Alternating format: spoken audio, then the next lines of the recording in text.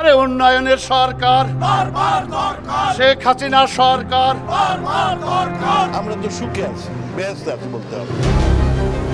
কাল গল্পে ভরা একটা মিথ্যা শাসন ব্যবস্থা। দানের টাকা, সরকারের অনুদানের টাকা, সেটা তারা খেয়ে দিচ্ছে। একজন পিয়ন যে কিনা 400 কোটি টাকা নিয়ে গেছে, তাহলে পিয়নকে যারা পরিচালনা করতো তাদের কি হতো? পুরো জিনিসটি আসলে একটা লুণ্ঠন প্রক্রিয়া, যেটা স্টেট এখানে তার সমস্ত ধরনের এফোর্ট দিয়ে তার আশেপাশের লোকজন, তার প্রভাবশালী নেটওয়ার্ককে অ্যাকোমোডেট করেছে। অস্ত্রের মুখেই এই ব্যাংকগুলোকে তারা দখল করে নেয়। এথিক্স, মোরাল কোনো কিছু কাজ করতেছিল না। ল এনফোর্সমেন্ট থেকে শুরু করে সবাই ইনভলভ হয়ে যায়।